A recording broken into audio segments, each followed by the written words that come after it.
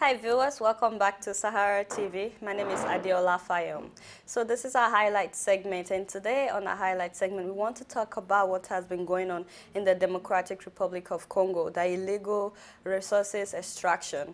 And with me to talk about this, as well as the interference by so many nations in the DR, with me to discuss this is Mr. Milton Allimadi and also Professor Peter Erlinder. Professor Peter Erlinder is an American lawyer and a professor at the William Mitchell College of Law. He is lead defense counsel for the UN International Criminal Tribunal for Rwanda.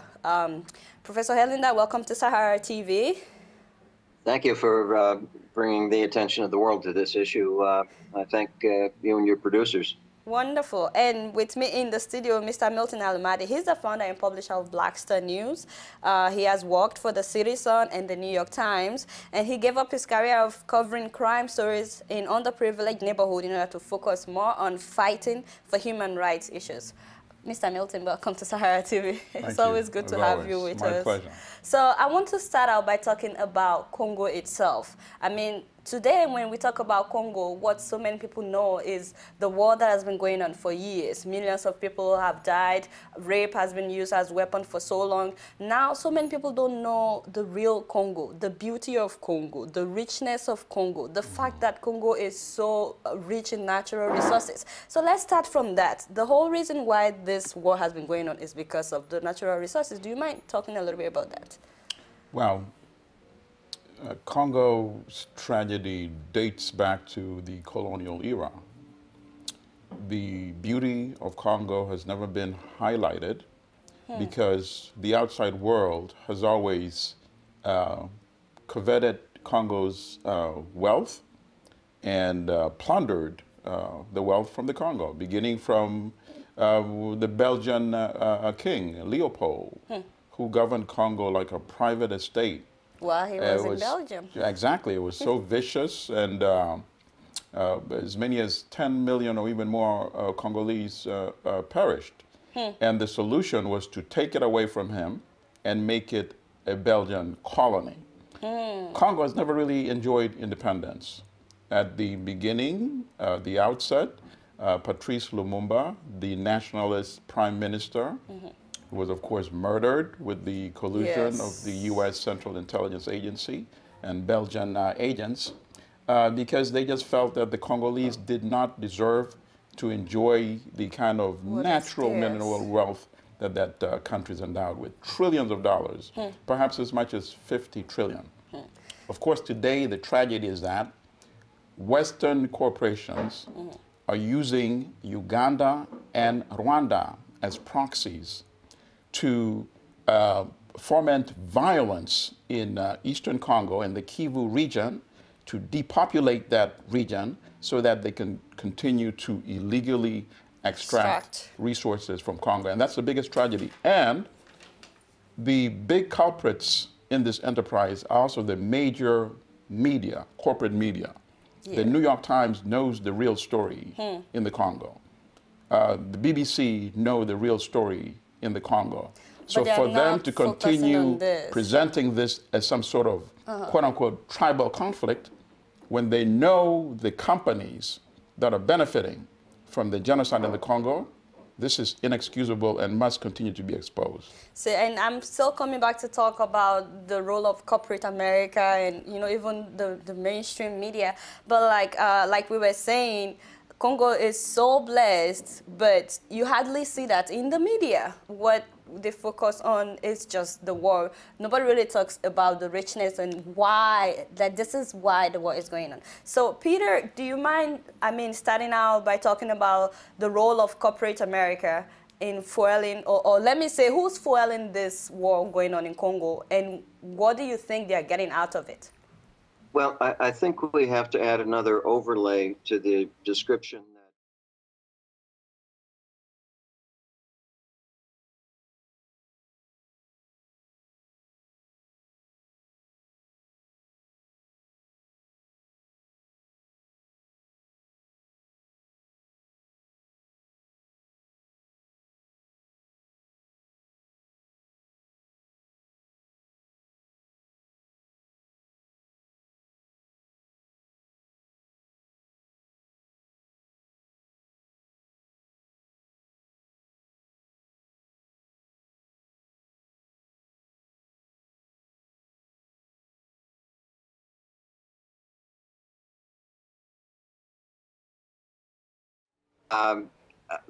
very difficult to penetrate, and even today has almost no roads.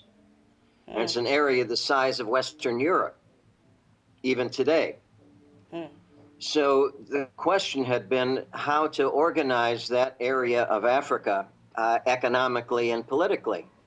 And during the Cold War, African ruling elites were able to play off their local interests by being with the West or being with the Soviet bloc. And Mobutu in the Congo played that game very successfully and threatened to, as many leaders did, to go with the Soviets, but he was our criminal instead of their criminal.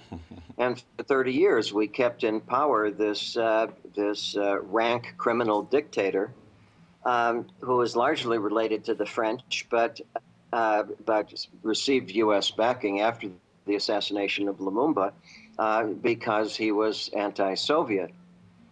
Well, in other parts of Africa, other changes were going on, and in some parts of Africa, there were leaders who actually had sort of an inclination towards the Soviet bloc, including Museveni and Kagame, both of whom studied Cuban military tactics, and has started at the in Dar es Salaam in a very left-wing sort of analysis. But then when the Soviet Union collapsed, all of a sudden they were in a situation where the ruling elites no longer had the decision as to whether it was going to be East or West. Then the question was whether it was going to be the Anglo-Americans or the French. And suddenly there was this huge power vacuum in the center of Africa. And immediately the Pentagon, under Bush 1, moved in and created the RPF in a period of about 2 years and began this relentless military campaign that first killed 500,000 in Uganda and Luwero Triangle. Then it's clear now that the RPF was responsible and knew they were going to have mass violence when they assassinated Habyarimana. That's another 500,000 at least, maybe more. And then there's the invasion of 1996, and then again in 1998. How many more millions are those? Then there's been the continuing occupation of the Eastern Congo with the idea of hiving the Eastern Congo off to make them part of the economies of Rwanda and Uganda, and have Anglo-American capital developing the Congo now rather than European and Francophone capital. And the Canadians are heavily invested in this, and these corporations that you were referring to are following the military pacification of the country that's provided by the Ugandan and Rwandan militaries, both of whom are supported by the Ministry of Defense in the case of Uganda primarily, and the U.S. military capability, which supports Rwanda. And both of them are supported by the United Nations because they're used as peacekeepers, quote unquote, in various parts of the world in which they essentially are mercenaries wearing blue hats when they're not raping and pillaging in the Congo. So I think that's a pretty accurate explanation, unfortunately. Yeah, and I really want Milton to talk more about the role of Uganda. But quickly, Peter, would you argue that if the U.S. or the Western world, if they really want the war in Congo to be over by now, that they could have taken some steps that would have ended the war? No question about it. There's no question about it. In the evidence, the Military One case at the ICTR, the evidence was clear that the RPF went from being a defeated force of less than 2,500 Ugandan troops in 1991 in January to being the strongest military force in Rwanda of about 25,000 troops. This is according to General Dallaire, that was able to take over the country. And they had that growth in only 2 years in the remote Virunga Mountains. Now, there's only one way that an army can grow that quickly and become that well armed and that well prepared and that well trained. It has to be through the support of a major power. So, evidently, if the Western world really wanted the war to be over by now in Congo, they would have done it. But obviously, there are some things that they're getting from Well, it's Congo not the being West. broken. No, we need to be specific about this. You're It's calling it the Western world. not just the Western world, because No, as Milton would. this is very specific. No, I just want to be clear about this. This is a very specific U.S. policy to support Kagame and Museveni in order to develop, in order to allow them to seize this area and benefit from it economically, and it's the U.S. primarily that's driving this. So the US I don't want primarily, to. So, Peter, let me interject. Peter, yeah, let me so interject. go I ahead. think one thing he's already given the background. geostrategic alliance, and I agree with that assessment totally. And one proof that the U.S. is primarily responsible is the different way in which Kagame and Museveni are being treated compared to Charles Taylor, for example, former president of Liberia, who was accused of fueling the violence in Sierra Leone by supporting the Revolutionary United Front, RUF, those vicious insurgency in Sierra Leone. He ultimately was arrested, taken to and he was World tried Court. by the special tribunal, convicted, and he's now serving a 50-year sentence. 50-year sentence. But look at the difference between Museveni and Kagame. They, in fact, not only supported externally, they actually trained the militias, armed them, and in the case of the M23, which is committing the atrocities today, the commander-in-chief is not Bosco Ntaganda. He's only the nominal commander on the field. The actual commander is Rwanda's Minister of Defense, General James Kabarebe. And the Minister of Defense, guess who he reports to? He reports to the president. Reports to the president, Paul Kagame. And Kagame, of course, reports to his paymasters here in the West. In the US. In the case of Uganda's role in M23, the leaders, Bosco Ntaganda and Sultan Makenga, these nominal leaders, report directly to Uganda's presidential military advisor, General Salim Saleh, who is the brother of President Museveni, and also reports directly to Uganda's police chief. So let's cut this hypocrisy. Let's expose this for what it is. Peter presented the analysis succinctly, and he's correct. This is a U.S. enterprise in East and Central Africa of deliberate genocide to depopulate that region and continue this illegal extraction of resources, and also support the client states of Uganda and Rwanda who provide police forces on behalf of the United States, as Peter said, such as Uganda deploying 10,000 troops to Somalia, for example. Thank you for that clarification. Peter, can you please be sure to turn off your live stream so that you're not watching while we're live? So you can watch later on, but it's obviously interfering with production. It's echoing. So in case you're wondering what we've been talking about, it is the reason why there's been so much war going on in Congo. And like we were saying the other time, Congo has the bulk of cobalt of the world. It's the main source of the world's uranium, and 80% of the world's tantalum are actually found there. And if it's managed well, the tropical rainforest of Congo is so fertile that it could easily feed the whole of Africa. So, I mean, this is what we were talking about. But now that you talked about the role of Uganda and Rwanda, and as well as the U.S. Where do you see this going, Milton? Where do you see this whole thing going? I think now there's been some pressure. I think it was critical that after a long time, even the New York Times, which had avoided this story, recently reported that the U.S. ambassador to the UN, Susan Rice, had been blocking the mentioning of Rwanda's role, specifically Rwanda, and wanted to use, which eventually was used, external supporters for M23, rather than specifically naming Rwanda's Kagame and Uganda's Museveni. That story was revealed by other outlets, including ours, and finally the New York Times came on board, and I think that made a difference. To me, I think that was actually much more critical in derailing Susan Rice's potential nomination to be Secretary of State, more so than the so-called Benghazi issue. Now, the next thing is, what is to be done? Now that we know that General Kagame and General Museveni are directly responsible for the war crimes in the Congo, will they be prosecuted? That is what activists and people that care about human rights and care about women and children in Congo should demand and insist for now. But what can be done before they will be... Well, let me interject here that it's quite simple what can be done, is that both of them can be put on trial in the International Criminal Court as being the international criminals they are. But who can Very put simple. them? That's my question. Let me say further. Yeah, what has to happen Please before let me they will be arrested Yeah. and persecuted? Who has to take that step?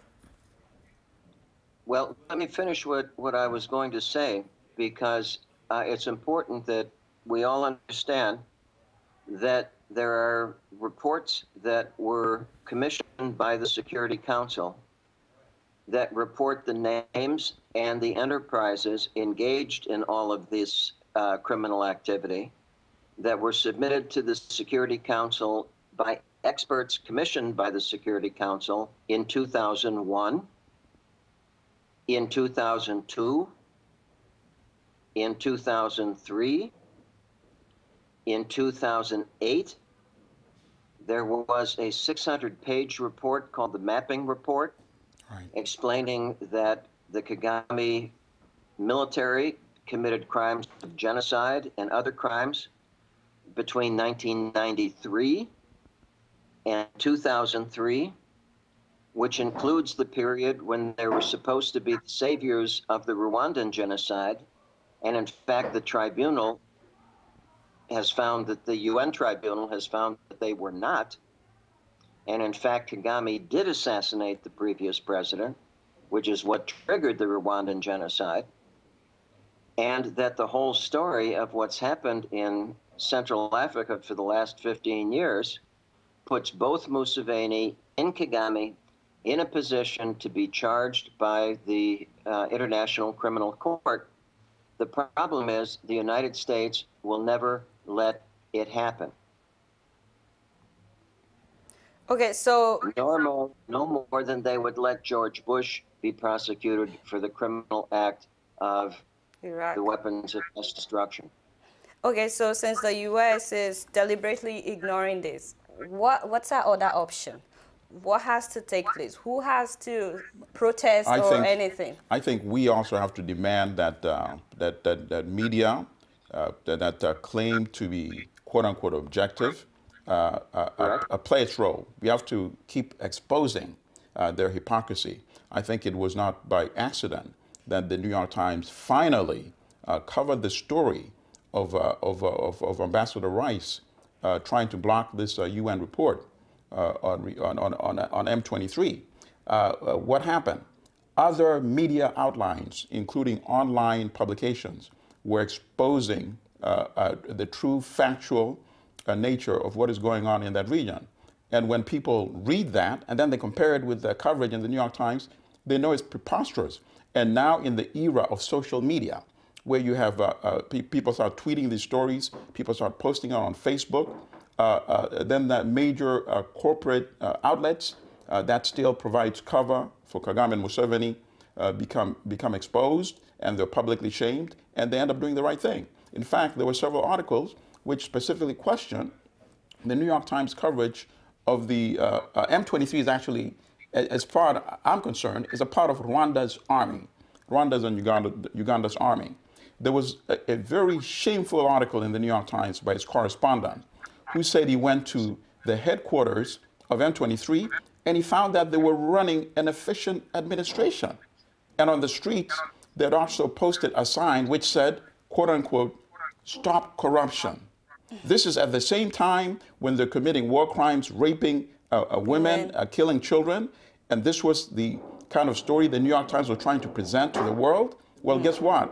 Immediately there was a reaction on Facebook. People started tweeting that story and ridiculing it. And within a week, the same reporter who wrote that preposterous story, Jeff Gettleman, did a 360 degrees. And he now wrote an article referring to M23 as having committed war crimes, assassinating Congolese judges, and then plundering the central bank in Goma. So this was the same reporter who a week earlier had effectively published a press release on behalf of M23. So it can be done. We must continue challenging, exposing, and shaming corporate media that are part of this criminal enterprise. So, and once they see that, in fact, Museveni and Kagame need to be brought to trial, perhaps they will do the right thing. So in other words, people need to keep talking either on social media or whatever. Peter, would you agree with the fact that the mainstream media is deliberately ignoring this story?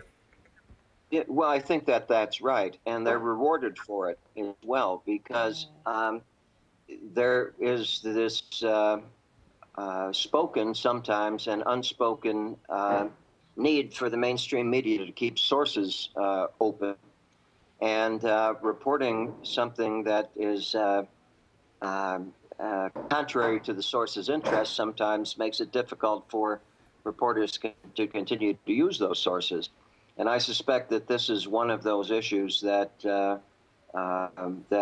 many in government would prefer to stay away from, because it's an inconvenient truth. So, and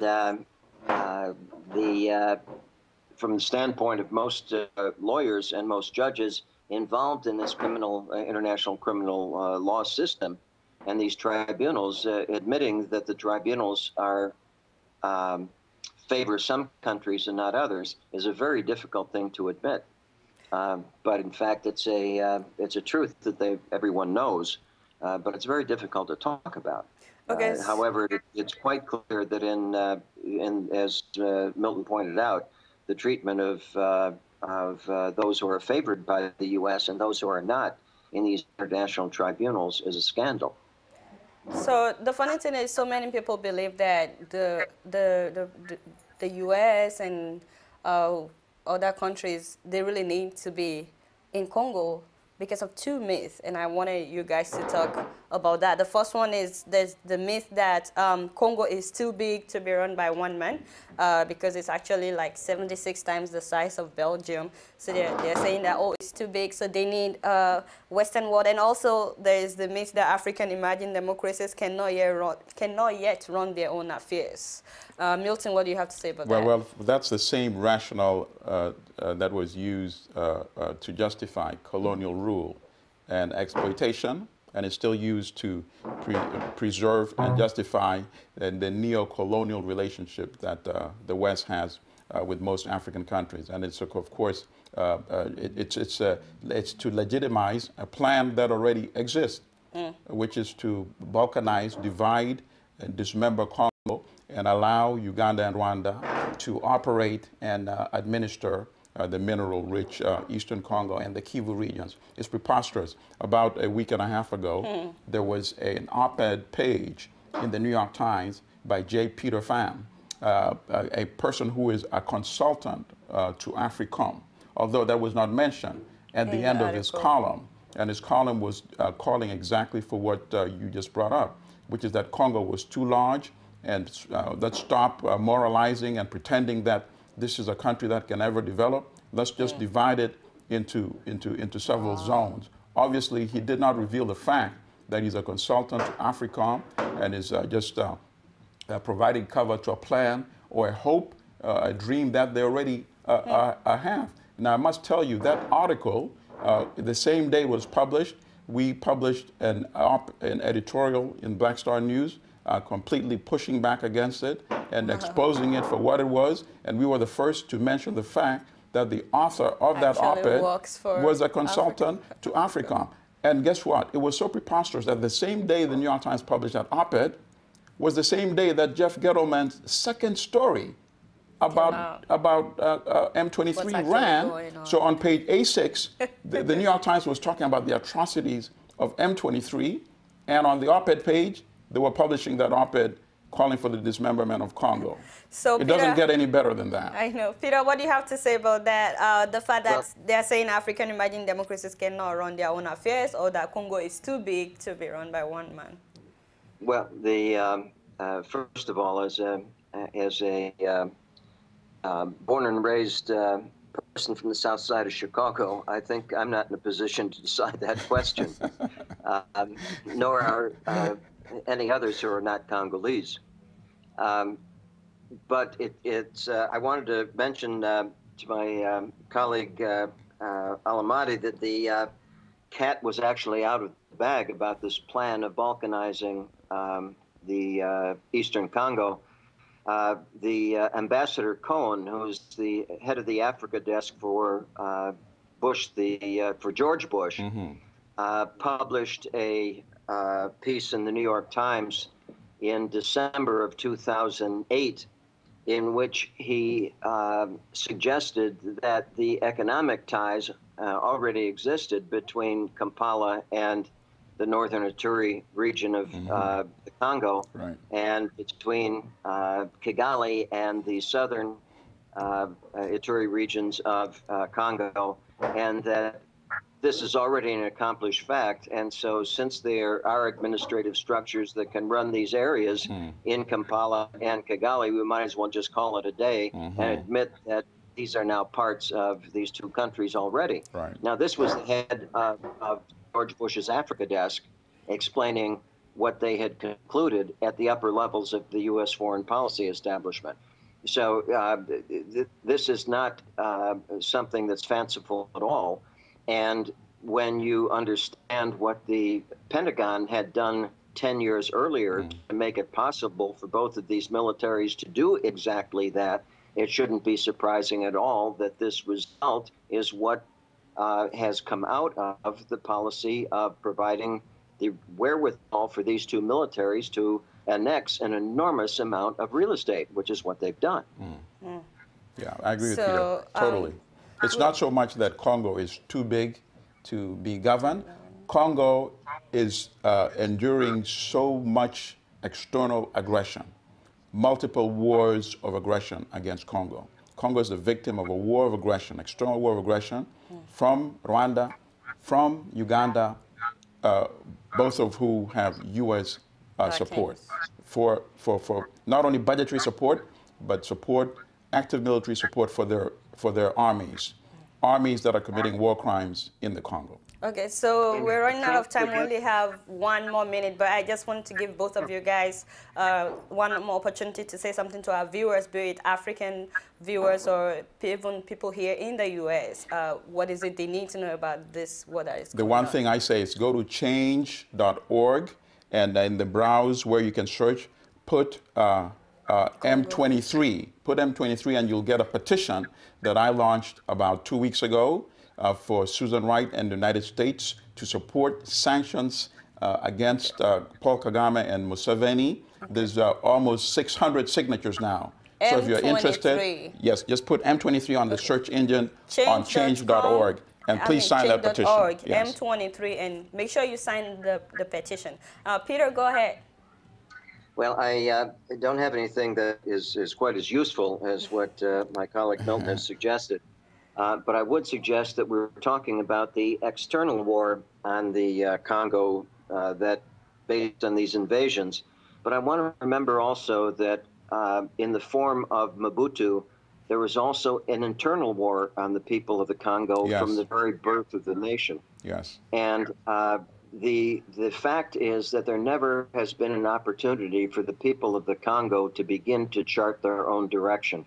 And the first thing that has to happen to begin to figure out how the Congo would govern itself is for the colonial and neo-colonial powers and their economic interests to get out of the Congo. Yes. And to allow the Congolese people to begin to build their own nation in a way that allows them a certain amount of autonomy and self-direction that they've never had a chance to experience since the Europeans arrived.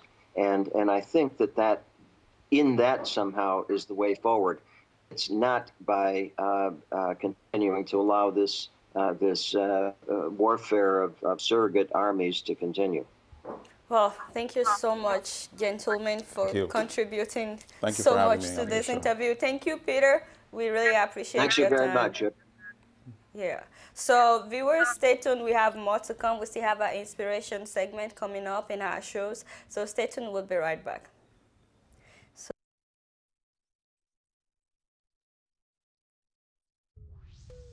If you're not informed, if you don't know where you come from, you will never find where you're going. When